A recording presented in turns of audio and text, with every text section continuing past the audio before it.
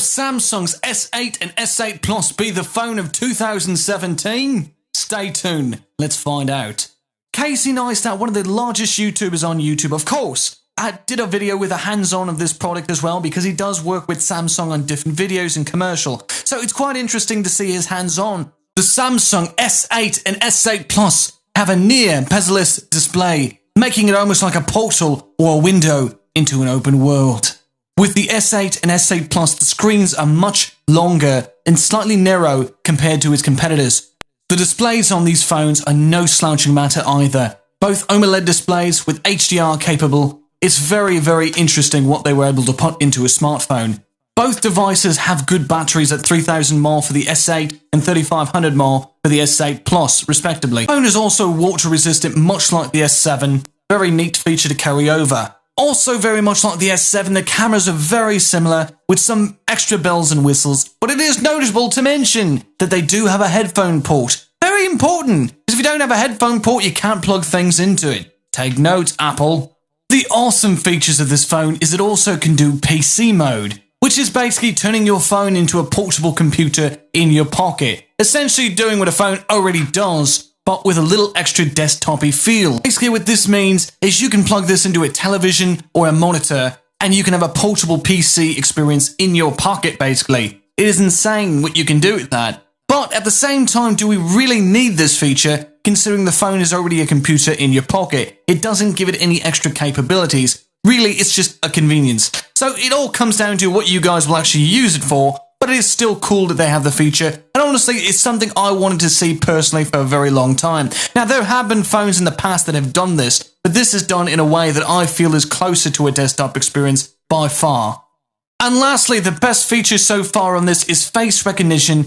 I really find that to be a great way to unlock your phone. It looks like it's pretty damn fast, and honestly, it just looks like a good way to unlock your phone. Now, how secure is it? I don't know. If you have twins, or two people that look very similar, it might become a problem. But I think for the most of us out there, it's not going to be that bad. Honestly, it's probably going to be something we can use. But if you have a twin brother or sister, it's going to be a pain in the ass for you, especially if you still live with them. Because they're going to be fucking opening your phone all the time and you know it. I wonder how that works. We should see a video on that, right? Now, I had hands-on time with this phone at the AT&T store near me. And I will say, one of the downsides of this phone is it does feel very similar, basically to the S7 in some regards. It does have extra bells and whistles, and if you did skip the S7, this may not be such a bad idea to go for. However, the S7's still on the market, and some people have already bought that phone. Does it make sense to upgrade? Yes, it does. Kind of, it does. It really does, because it looks so much nicer, has a good feel to it, it's very thin, very lightweight, and honestly, I just like the way it felt in the hand a lot better.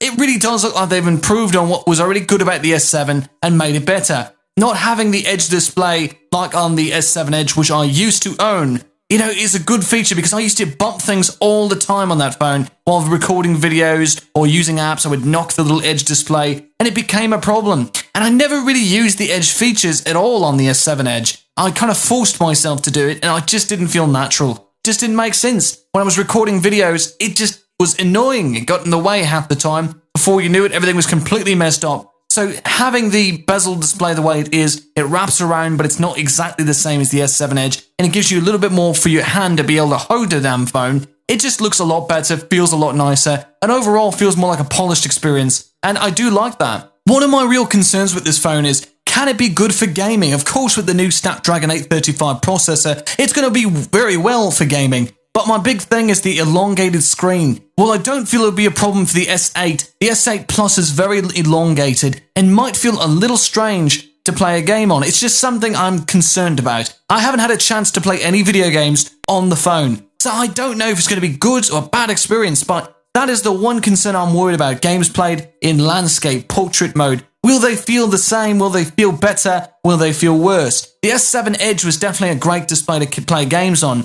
For the most part, there were certain games that didn't work well with the Edge display. So I'm hoping this new display kind of fixed that problem since it's not wrapping around the entire edges. So will the Samsung S8 and S8 Plus be the phone of the year?